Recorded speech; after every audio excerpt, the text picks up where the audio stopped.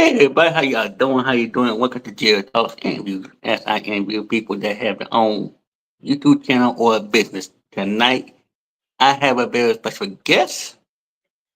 I know her. I don't know her. Let me see. From school. From school. I don't see her often because she's in the regular class and everything. But I'm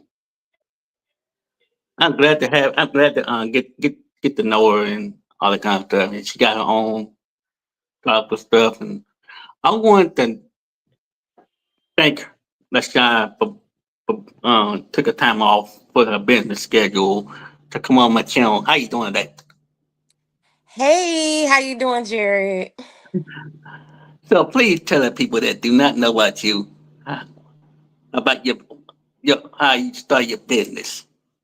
Okay, first off, my name is LaShai Howard, and I am a certified trauma informed life coach. And what that means is I specialize in helping those that have a history of trauma pursue their goals and destinies.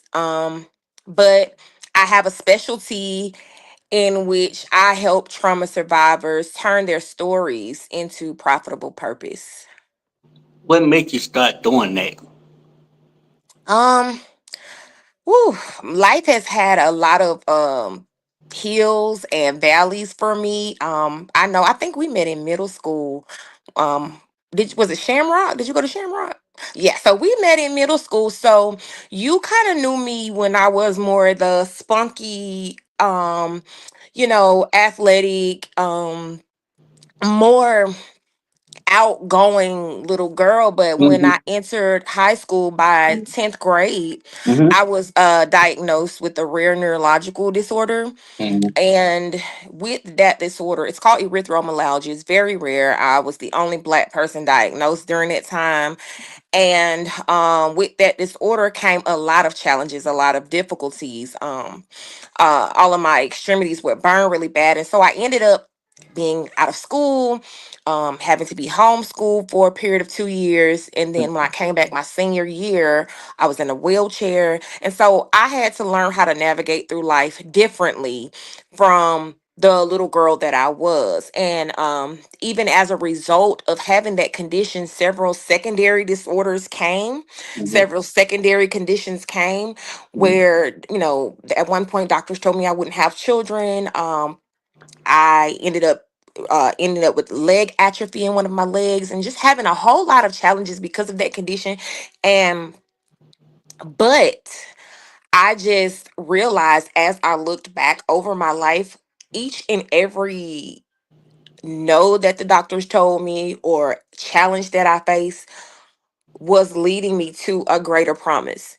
And so I said, wow, that's my Joseph story, like Joseph in the Bible. And I wanted to help people find their Joseph story, look at their trauma and find out where is God leading them. Mm-hmm. So what made so what made you start this business? Was it like a were you kind of nervous when you started this Oh, journey? yes. Yes, for sure. One, because it's not, first of all, people of our culture don't often seek therapy, don't often seek counseling or wisdom or insight outside of the church. Mm-hmm. Um and at one point I dealt with some very hard mental health battles where I was stuck inside of my own mind for months. And in knowing that, knowing what I knew about trauma and how that had me trapped in my mind, knowing what I knew about ministry and God, um, and knowing what I knew about medication, I had to combine the three and come up with a method of how do we help people know that you can still believe in God, but seek help, professional help of people who deal with the brain, the people who deal with trauma, and learn how to not only survive that trauma but thrive.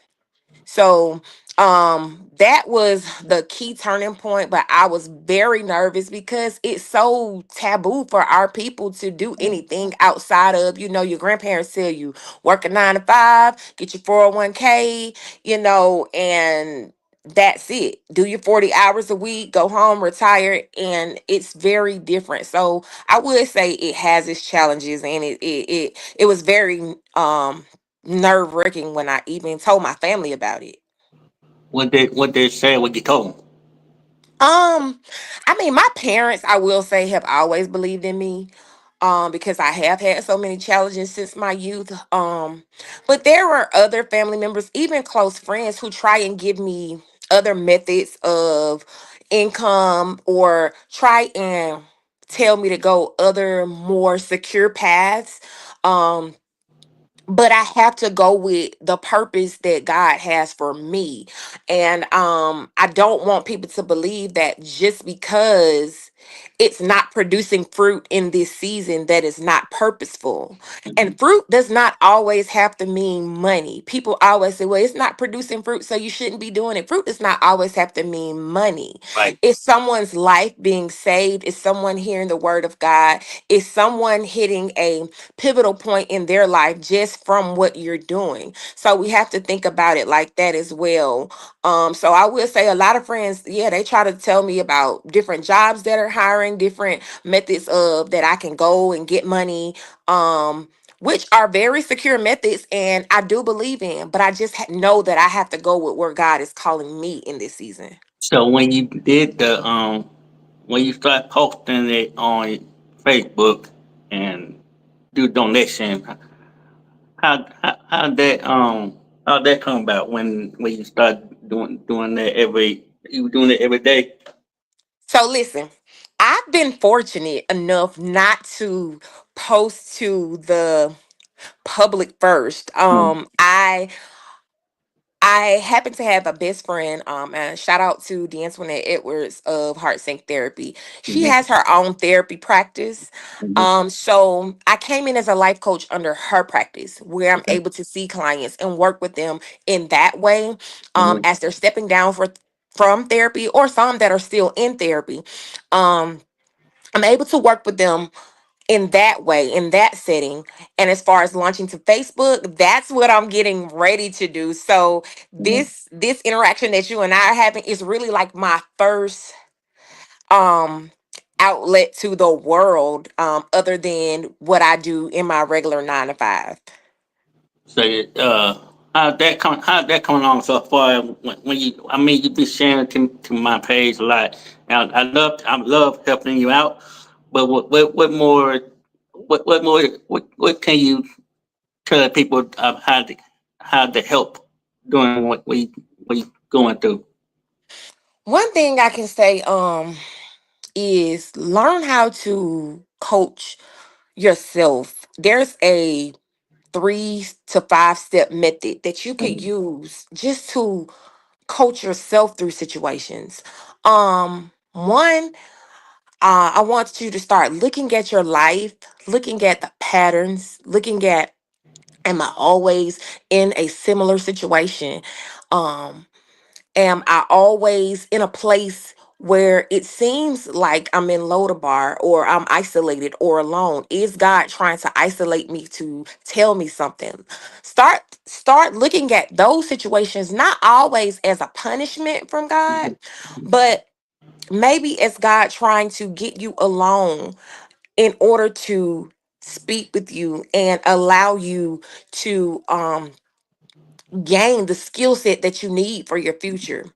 And then two, when you want to step out into purpose or to come out of a traumatic situation, you have to connect to the word of God.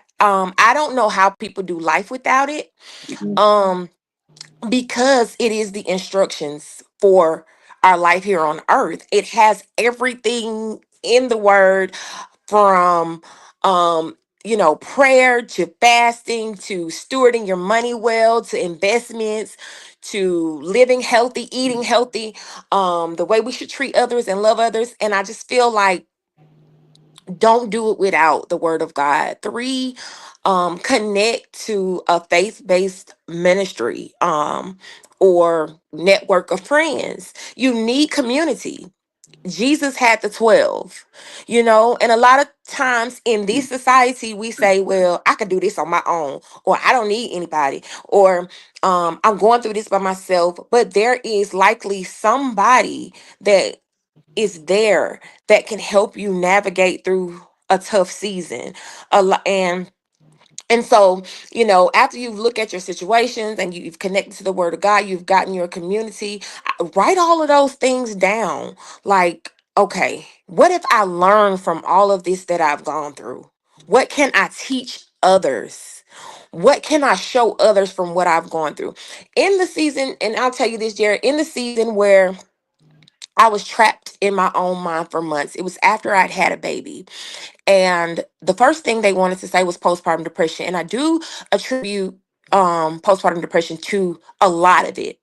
However, if it had not been for me connecting to my community, I wouldn't have gotten to the right doctors. For somebody to find out that my calcium was low, my vitamin D was low, all of those were affecting my brain, and my brain had basically shut down. On top of me dealing with three traumatic deaths back to back within a year and a half. So I had basically fallen through the threshold. And I think what we do is we try and do those hard seasons alone without our community. And we can't do it. God did not create us to be alone. You know, Even with man, he gave man a helpmate. And I just feel like once we do those things and we write down our vision, we make it plain, we start pulling out the skills that we've learned, we can turn that into a business, whether it's you're writing a book, whether it's you're doing speaking engagements, whether it's you're doing some type of nonprofit, or you're ministering to others.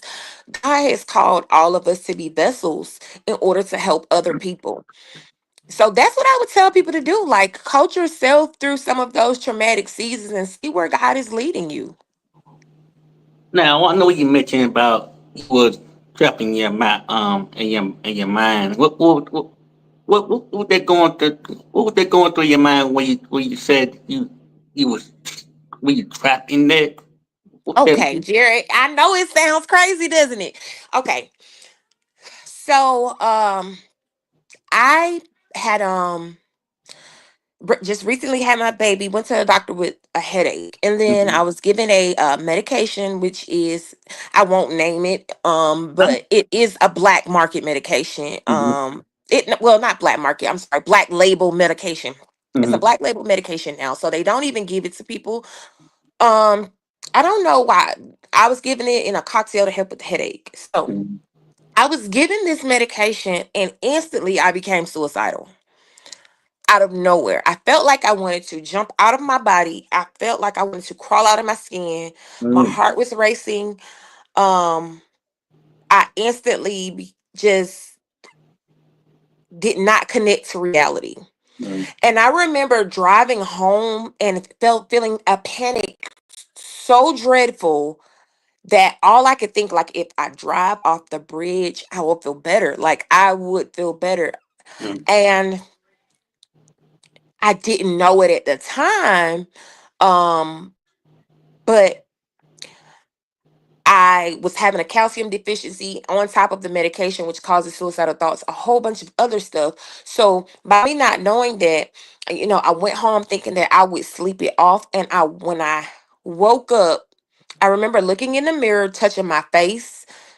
I remember touching like my hair, touching my skin, my body, and I did not connect with it.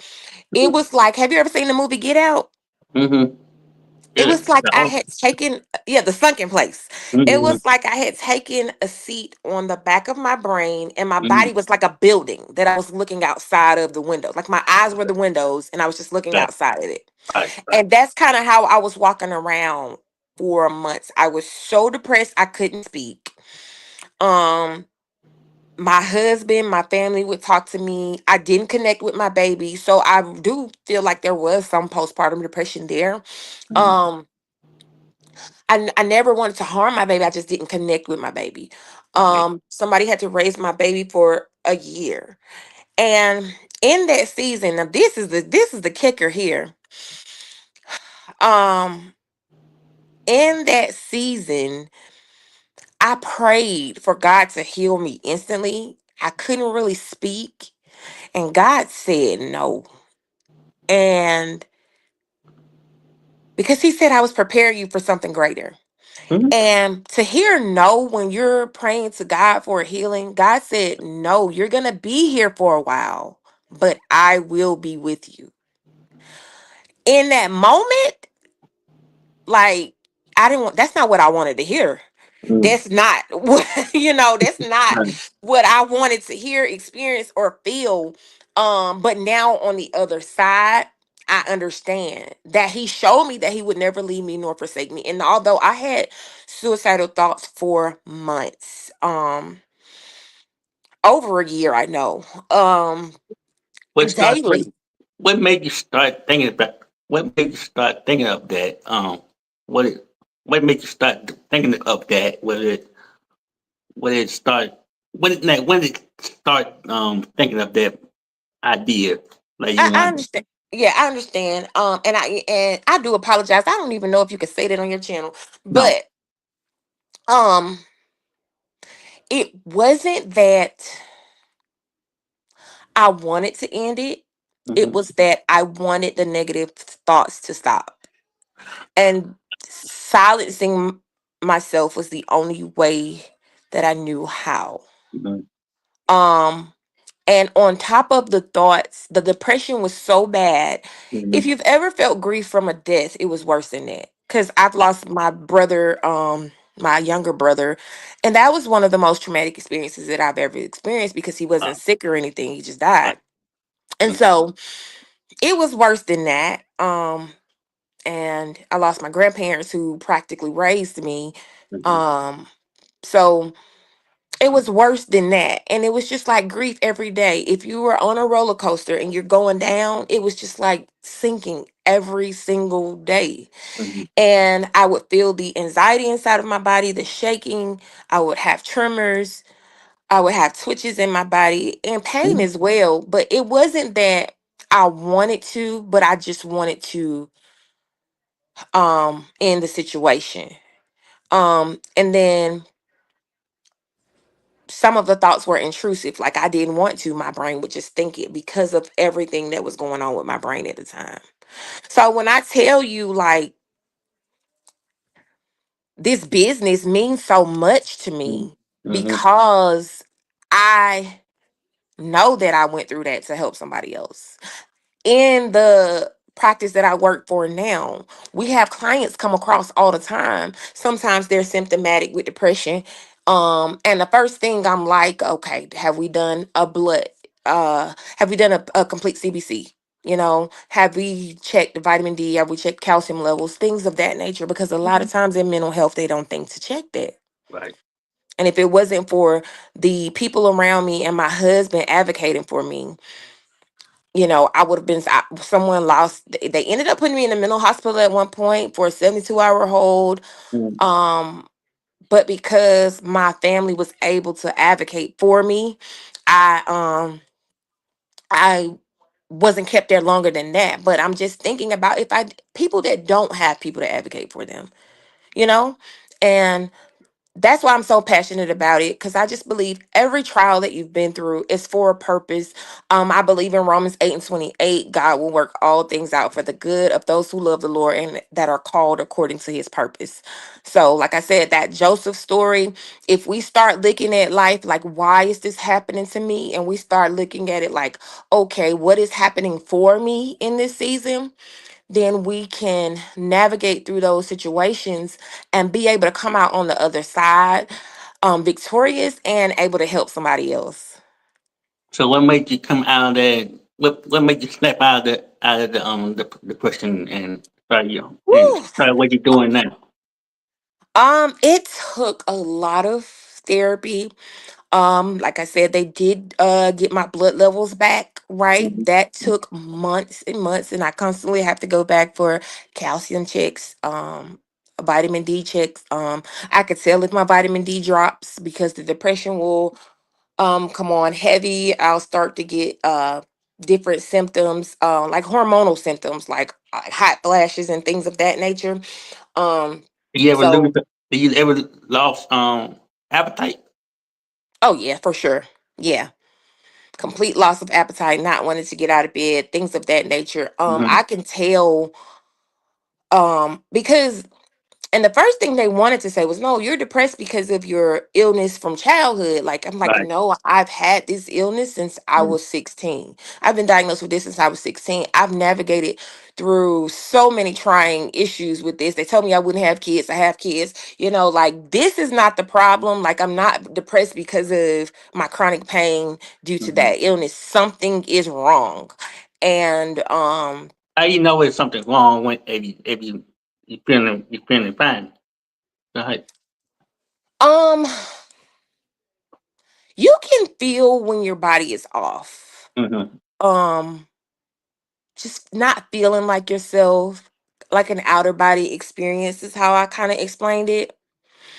um That's how you felt when you were younger in middle school. That's how you oh, felt. no, no, no, no, no, no, no, no, no, no, no, no, no, no, no, no. So if you're talking about the condition that I was diagnosed with when I was 16, that's Yeah. erythromelalgia. So that Okay. doesn't cause depression. Okay. It does cause pain in the extremity, which for some people it can lead to depression. However,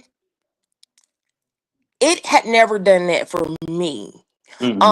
Because being that I, dealt with chronic pain, I would have flare-ups where I had to be hospitalized for months, sometimes days, weeks at a time. Wow. I can see how the doctors would think you got to be depressed because if you've been going through that for a long time. I could see I could see how they kind of related that and thought that that was the cause of my depression. Mm-hmm. However, I had always been very strong, very positive, very open minded. And although I dealt with chronic pain, I was still silly. Like, I was still silly. I was still cracking jokes, me and my brother Joni. I was still me, even with my friends. Like, I didn't have to deal with, although I couldn't drive for like when everybody was starting to drive and stuff like Right. that. Right. I didn't deal with the, oh, I feel left behind because I couldn't drive, because I had friends. My friends came and picked me up. Like, I didn't get left out. So I didn't feel depressed because of that. And even when they told me that I wouldn't have children, and I had, broken through that, barrier. And so it was like, no, like, I'm not depressed because of my illness. Like, I'm not. And although my illness, it does affect the extremities. It basically feels like my skin is on fire. My Mm. skin temperature gets up to, as high as I know, is 112, 113 degrees. What? Oh, Yes. wow. Yeah, I'm gonna be writing the book soon, and I do have pictures, and I'm kind of thinking about sharing them on Facebook, but of my skin like blistering and burning, and I still go through that now. I have the flare ups now, and So, like I said, it How, can be how, painful. Go ahead. how often do how often you get them? As I've gotten older, I get them less than I did when I was younger. But I would say 3 to 4 times a month. 3 to 4 times a month. Um, Morning or night? 1 to 3 days. I have had one for a week, and that was recently. Oh, that was rare because I hadn't had those in a long time. Wow. And but when I say I have them, like, it's painful, but I'm able to like still cope. Take my pain medication, put ice on my feet. I might have to be walking around, putting my feet in ice. I might have to get up in the night, take a cold shower, but I'm still able to navigate through life. It's painful, but I wasn't depressed due to that. So, So so go how the ahead. husband, so how the husband found out that you had this disease and everything you couldn't have. Wow. So I complained of pain in my feet as early as, I want to say 6 or 7 years old. I just know I would have this pain in my feet where they would feel like they're burning. Mm-hmm. And I would play sports. I played baseball. I was a cheerleader. I played basketball. I wasn't good at basketball, Mm-hmm. but I just know I would always have this pain, and I would tell my mom about it, and the doctor would call it. They were like, "Oh, it's growing pains," and so when I finally got up the courage to like show my mom, because my mom, I guess she dealt with growing pains herself. And so she was just like, yeah, it's growing pains, it'll pass. Yeah. And so I got up the courage to like push through and say, no, mom, it's something different. And I showed her myself in a flare up when Mm-hmm. I was about 15. And she could see the redness in my skin. My feet and my hands were like really, really red and hot to touch. And they did like a skin biopsy, talked to some doctors in Boston, and I was diagnosed. But even at that time, like it was so rare. I'm still the only black person that I know with it. Wow. Yeah, yeah. So, yeah, they diagnosed me when I was 16. I was actually in a car accident at 15. Thanksgiving, car accident at 15, and that's when the flares became like every single day, all day. Yeah, that's when it got really bad, and I think that's when I was diagnosed. Don't know for what. It's called erythromelalgia. A lot of people know it as Mitchell's disease. Mm-hmm. Um, and like I said, it causes burning pain in my extremities, my hands, my feet, my legs, and my ears. Like they'll So, get really red, like they're on fire. so when you get, so yeah, your husband had to help you to get out of bed sometime when we don't feel like getting out, and you have to get Yeah, help. sometimes. Yeah, sometimes I have to get help with my husband or um. But like my kids motivate me. Like even if I don't feel like it, I'm a mama. I gotta get up. So I'm able to navigate, through those times if I have a flare up. Like I have a foot soaker, ice buckets. My husband knows, like, okay, I need some ice or I need an ice pack. I sleep with a fan. Like my room is ice cold. I sleep with a fan on. I go in hot temperatures, but if I get overheated, Or I you get put high ice on flashes, my. right? Go You ahead. get, What you say that again? I say you get high flashes, right? I get hot flashes, but they're little. Now this is a little different from hot flashes because hot flashes, I feel like sweating. You feel hot, Mm, but it's not actually burning your skin. So okay. like hot flashes, like you feel hot, you get Mm-hmm. sweaty, but it's not this. It's not hot flashes are not painful. Like when I have flare ups from my condition, it's painful. So so what made you are you I'll put it this way. I know you doing it on Facebook. Are you thinking of do you have a YouTube channel for this or you only it's only for Facebook? I don't have a YouTube channel yet, Jared, but that's what I'm gonna get you to help me with. Well, I'm here for. But Yeah. yeah, okay. What can we find? What can we find you if they if you, for me, I'm sorry. If y'all have any questions for LaShai, please put in the comments. Put in the comments so you can answer she can answer for them. But when you find that, I know you. What what kind of advice you want to give to the people who have that kind of condition? You want to get to them, and what kind of do they need some if they don't feel like helping, what kind of advice you want to get to them? Um. Well, I am like I've said it all interview. I'm a faith based I business I in owner. contact with you. So I will say, advice wise, like I said, lean to God first. Even before you seek help of professionals. Um, and then don't be so heavenly bound that you're no earthly good. That's what That's why God created doctors, physicians. Go get help if you have, questions. Especially if you're dealing with some type of trauma, go to therapy. Um, because there are different therapeutic techniques that can help you work through some of those things and not only just survive and walk around with PTSD. You can be a thriving individual. That would be my advice. It's a comment I for see, you. That's good for you. I see a question. So did she ever get tested with God for this condition? Um, okay. The condition where I have pain, and if you mean by testy, like did I get angry or upset? Yeah, something like that. Yeah. Um, I didn't. Oddly, I didn't. Hmm. And I never questioned like the why me. Um, I I I didn't really consider myself abnormal or Mhm. I mean, I didn't like going through the pain. I won't say that.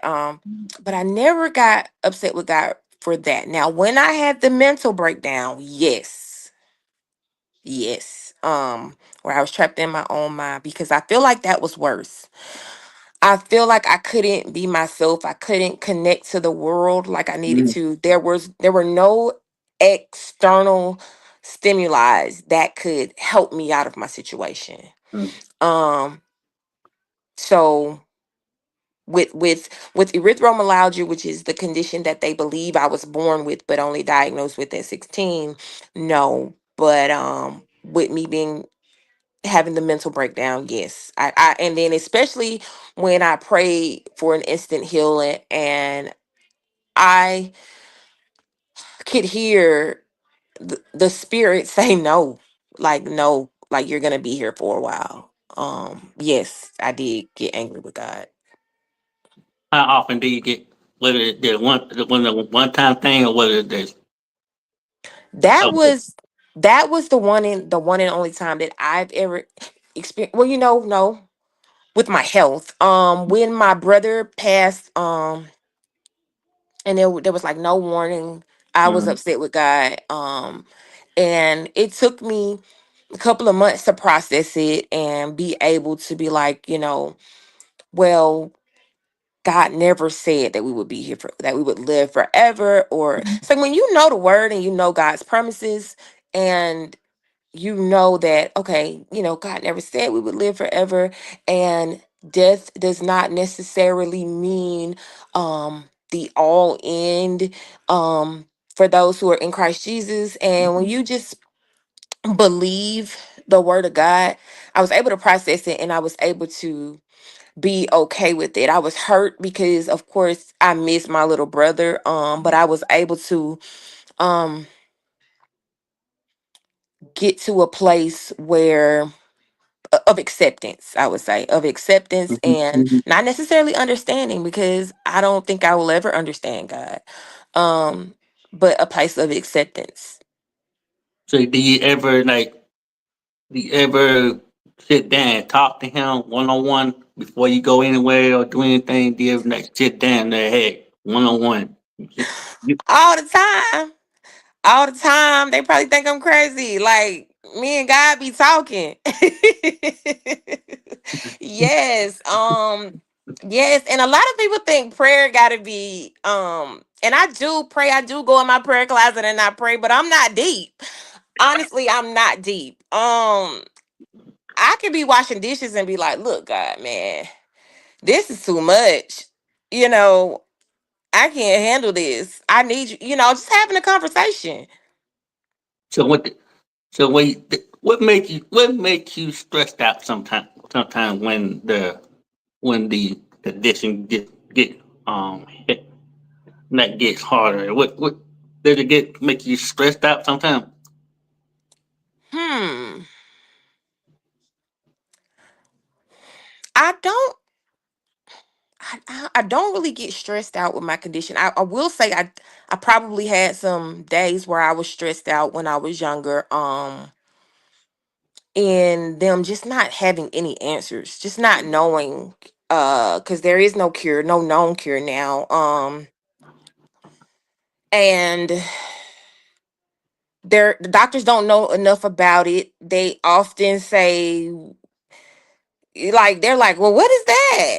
Like, even when I go to doctors now, I'm like, well, what is that? And even like, they don't know enough about it. Studies are still being done. They don't know enough about it. Like, they have, I always have problems finding my veins. The way one doctor explained it is like my blood, my heart pumps blood out. It Mhm. basically, it stopped up somewhere along the way, and then it finally, like a water hose, if you like squeeze it and cut it off like that, and Uh-huh. then when you finally like open it up, the blood overfloods and it goes to my extremities and it causes the burning pain. So I do sometimes get issues like they're never able to find a vein. I get issues with like heart palpitations and blood pressure, but I just don't have answers. So that stresses me out. Um, I've never been afraid of like it being a terminal thing. Mhm.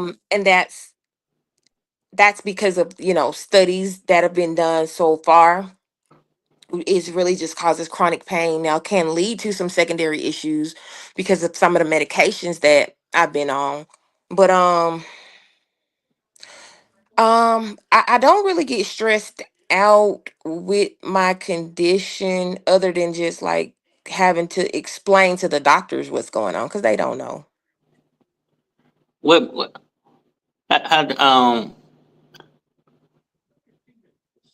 what is hard to explain to the kids about it? So my kids, honestly, like, okay, so funny story. My kids are just kids. Like they don't understand. Like um my my oldest son has never said anything, but my soon to be 9-year old, like he just noticed like about a few months ago. He's like, "Ma, do you know one of your legs is bigger than the other, like way bigger than the other?" I was like, "Yes." And he's like, "Why?" And I was like, "Well, I have atrophy in one of my legs because um some medication that I was on with the condition and a procedure that I had caused arachnoiditis, which basically caused me to lose feeling in my left leg. Some feeling, not total feeling. And I lost muscle mass. So my left leg is much smaller than my right. And he just noticed that. And I'm like, boy, I've been your mama for almost 9 years. You just now noticed that? Like kids don't. Like I'm not different to them. I'm mama. Like they don't care. Like if I'm having a flare up, they will bring me the ice pack and be like, "Now can you fix me something to eat?" They don't care.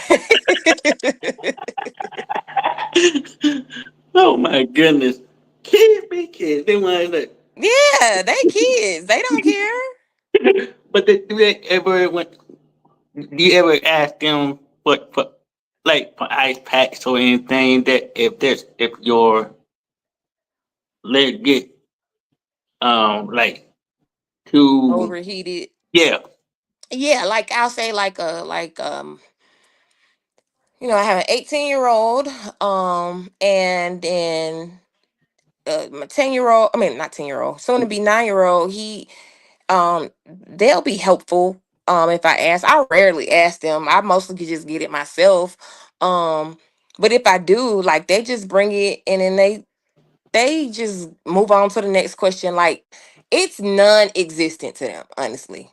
Like if I'm in pain, like earlier I was telling my 9-year-old to help out with the 1-year-old, and I was like, I thought you was gonna help me with him. And he was like, well, you didn't say anything. And I was like, I said I didn't feel good. He was like, oh, well, you need to be specific.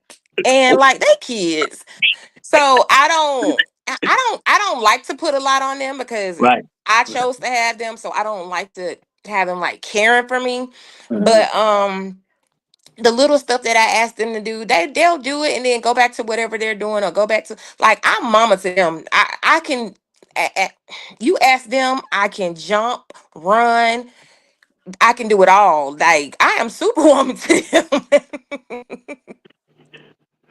But what's the entire, I love your story, but what of the entire condition or the story you told and everything. What's the hardest thing have you had to get over? What's the hardest thing you had to get over? It, Um, Hardest thing I had to get over out of like my whole like life journey. yes. Whew. Um, that mental breakdown was number one, the hardest. But outside of that, um,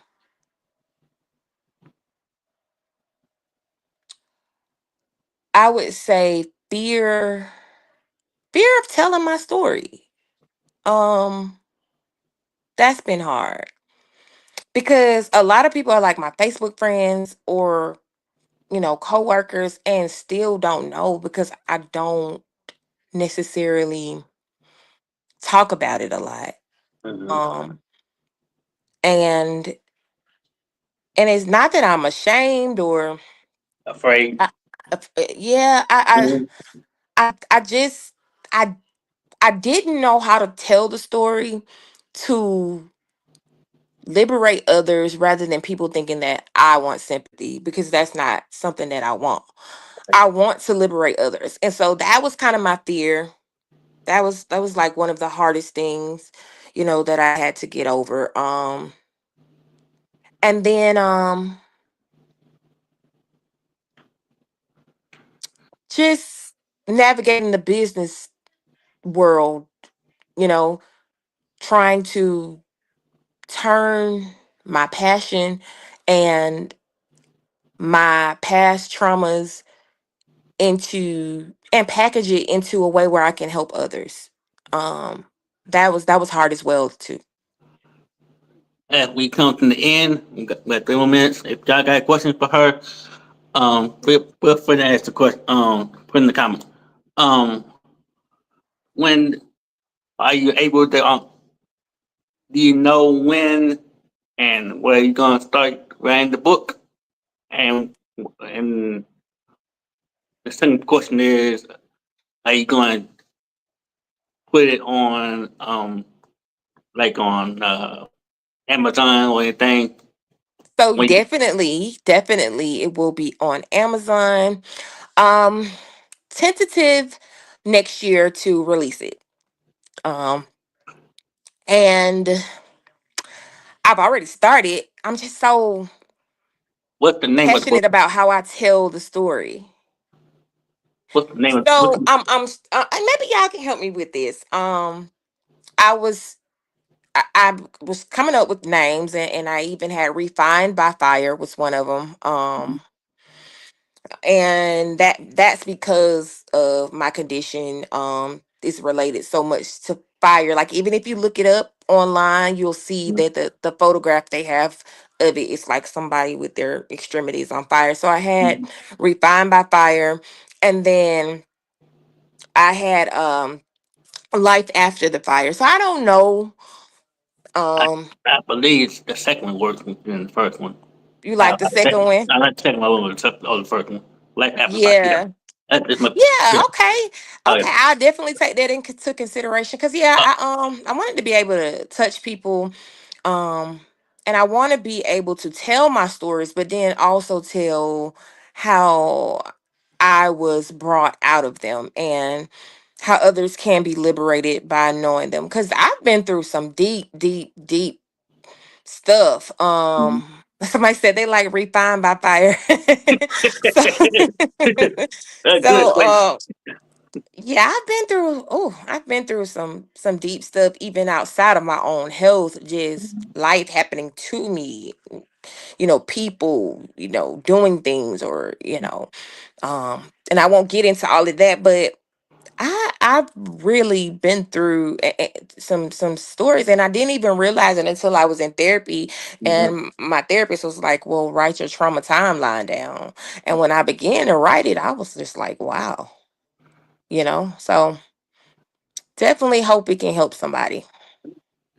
Oh, all right. And how can they contact if you have a email or anything that people can contact you about and when if the book out?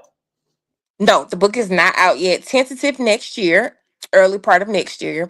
Okay. Um, but if it comes out before then, you'll be the first to know. Okay. All right. All right.